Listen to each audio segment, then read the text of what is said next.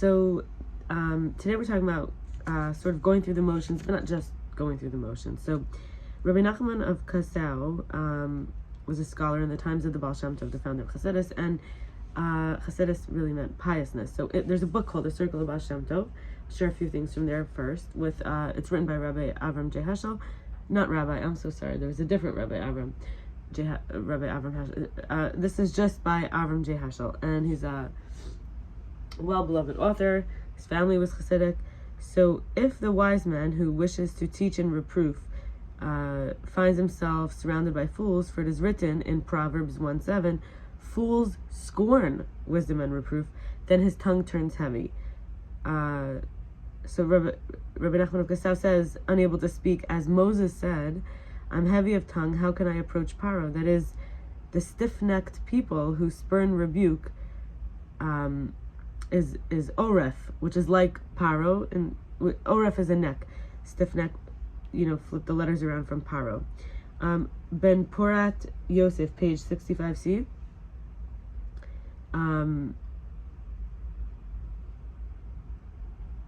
Is this Paro, oref?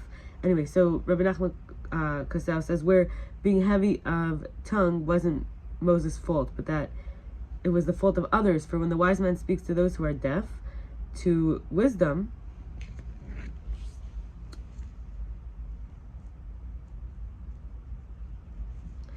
and reproof, it is then that his tongue turns heavy. Again, Ben Porat Yosef 67d. So Rabbi Nachman of Kosow, he explained that people turned away from him and shut their ears to wisdom and reproof. The wise man who falls in with fools is held in contempt by them. It's better to, in such a situation, play the fool himself, for then he'll be honored by them. Ketonet Pasim, page 45c. And this is also we get from Gittin 85a, that this idea that a man who falls in with fools is held in contempt by them. Then we have from Shiltey Giborim to the Mordechai, it says from Rabbeinu Tam, the minhag, which we call is like tradition, like, oh, my family does this.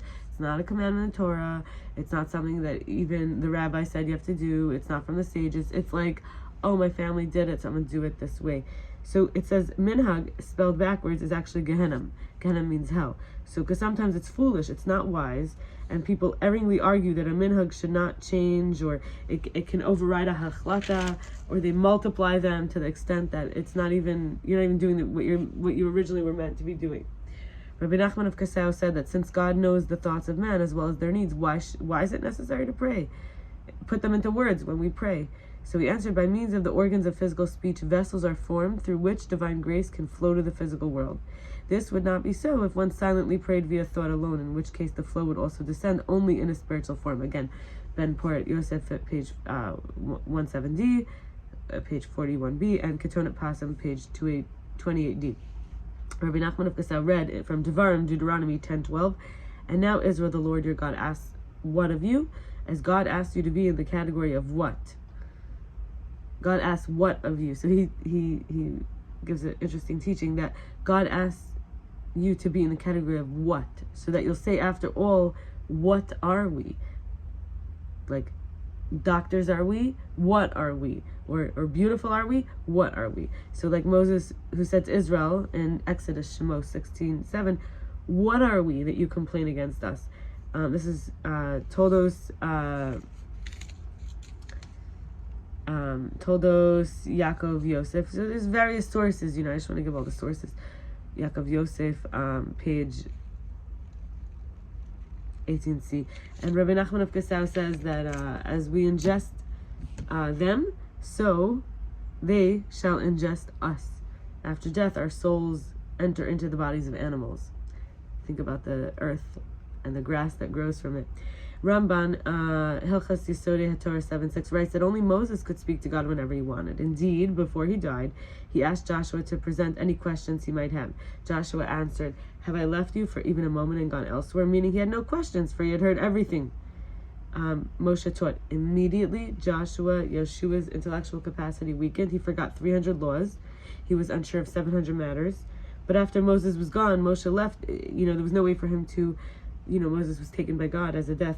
There was no way for him to find the answers on his own. That's from Temura 16a. When Moses offered to answer any questions, Joshua should have said, "You're my teacher, you know what I'm lacking and what I should be taught." That we learned from Rabbi Yakov Kamenetsky. Sifre teaches something interesting. The volume of the manna that fell for each Jew daily was an omer, which is a volume of 43.2 eggs.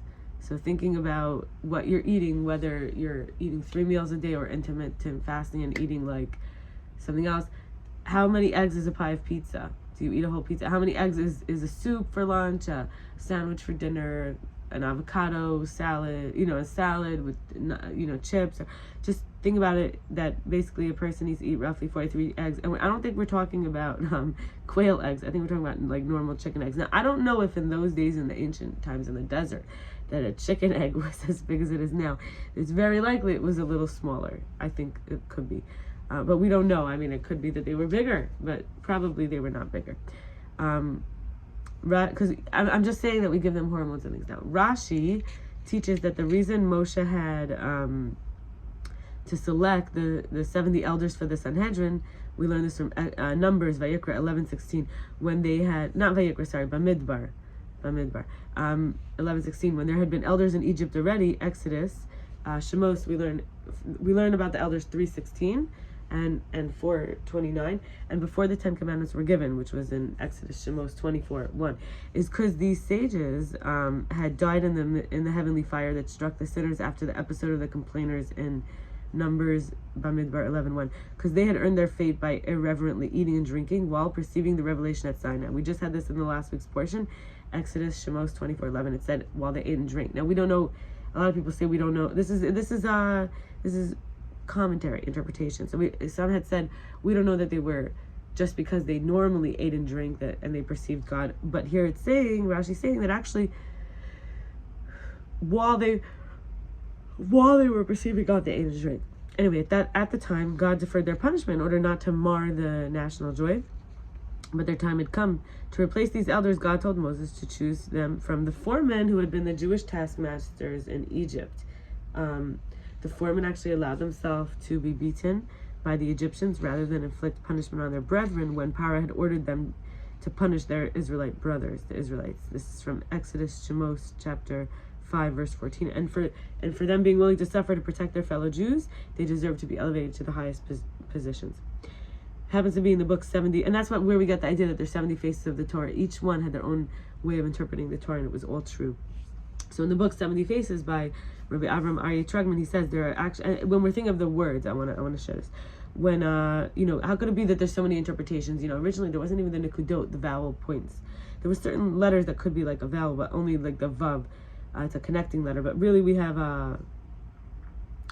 roots, and even the letters you would think would be a vowel, like a is actually a full letter on its own. So there are only 7 3-letter roots. So Hebrew letter has these 3-letter roots that produce semantically meaningful recognitions, combinations for all 6 permutations. Let's break that down.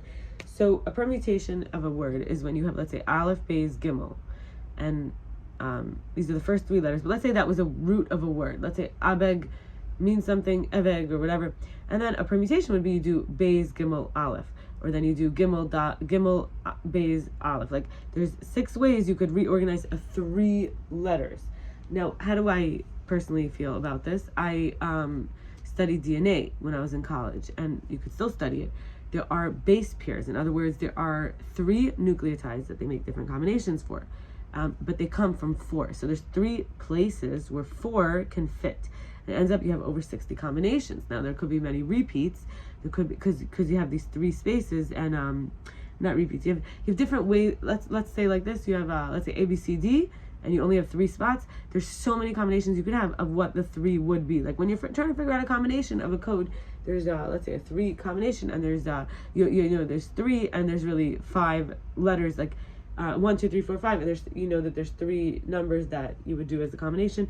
You could take this into all different ways. You could do puzzles with it, right? And so there's actually only 7 3-letter roots. So here we have 3-letter roots. The root is 3, and I'll read them here, but just the point is that there's only 7 of them. It's a really interesting teaching that could produce semantically meaningful, recognizable combinations. This is the final part, which is, let's say you have these base pairs and they go into these three sections. Could be that three, remember these base pairs, what we're saying is that these three nucleotides, these four options that go into the three, this is a code to create physical matter. So the code itself could become, it's not recognizable, could be it's not meaningful, it doesn't create anything. So in other words, semantically meaningful, it doesn't actually code for information to then become physical matter. So here we have this idea that actually Hebrew does do that. Hebrew letters and words do code for physical matter. So there's and they have the roots, like for example, the letter of a tree, ayin and tzaddik. If you actually look at the branches of a tree or the roots, they resemble the letter ayin and tzaddik. They really do. Eitz tree, you could go look it up. The letter ayin and the letter tzaddik make eitz. And it's a root, it's a two-letter root, and you look and you see the trees, the branches, they look like ayin and tzaddik. It just looks like those letters. So it's interesting. Anyway, we would say that these three letters, you could make three-letter roots, but they only have meanings in three of their forms, but not in all six possible permutations. This is what they are. The first is Beis Kuf Reish, Bakar. I'm not saying Bakar, sorry. Beis Kuf Reish. When it's Reish Kuf Vez, when it's Kuf Reish Vev, any of the six ways that you could combine it. Then you have Mem Ches Reish. Then you have Ches Tzaddik Reish. Then you have Shin Fei Reish. Then you have Beis Chaf Reish. Then you have Ayin Tzaddik Reish. And then you have Ayin Sin or Shin Reish. Okay. We're continuing here. In Midrash tehillim 90:13, it says there are 974 generations that were before the creation of the world and were swept away in the blink of an eye because they were wicked. In a previous class, I talked about cosmic Shemitah. So here we have a similar source from Sefer Temura. It says it's all before Adam.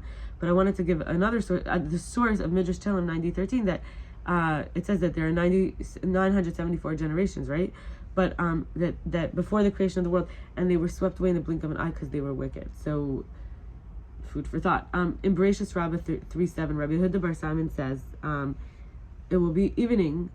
These are some, it says that in Genesis 5, which is Bereishis 1:5, it will be evening, is not written, and it was evening.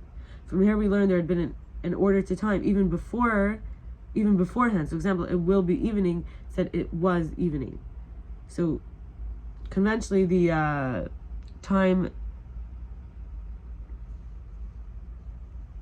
conventional time marking, right? So, we'd say there was light, day, and there was night, dark, night. Even before the creation of the fourth day of the sun and moon, there was time marking. Rabbi Abahu said this teaches that he created worlds and destroyed them until he created the current one. So in other words, there were, interesting, right? So again, there was before the creation of the fourth day of the sun and moon, there was light, day, and dark, night. There had been an order to time even beforehand of the time.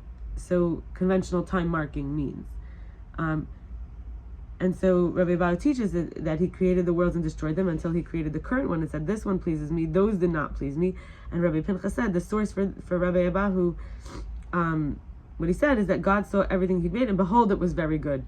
Almost like that extra behold, or instead of just saying it was good, God saw everything he made, it was as if he had saw something new, or this creation. And that quote was from Genesis Bereishis 1:31. The last two things I want to share is, first of all, we have, when pursuing her newborn child for the first time, a mother should begin on the left side. That's from tzava'at Rabbi Yehuda Hachasid, because the baby should have his first meal from the place that's closest to the seat of understanding the heart. Sweet, right? Knesset, chachmei, yisroel 9:14. So mostly what we did today was just going through the motions. Going through the motions is not just going through the motions. Even just the first time you nurse a baby. Everything has deeper meaning. And the last thing I want to share is taking a step further. Let's say that, with a little bit older baby, Alessandra Zaganali, she says that she has this Digital Moms Academy. And she says that you could ask questions to children that really, you're not just having mundane conversations with them, you're actually coding kind of, or expanding their mind. So will you play with, or you, in other words, she says you can use these to make them feel like they're getting loved and hugged and taken care of on the inside. Will you play with me? Want the last bite? Want to know what my favorite thing about you? I have some ideas, but what do you think? Want me to stay? She says these are questions that could actually feel like a hug, all of these. Want me to stay a little longer? Can you tell me your side of the story? It seems you're having some big feelings right now. Do you need advice? Oh, sorry. Do you want me to talk now or later? Do you want to talk now or later? Do you know why I'm proud of you? What was your favorite thing about your day? Do you need advice or for me to just listen? And I see you're working hard on this. Do you need another minute? And we'll stop here. And I wish everybody a good day. Bye.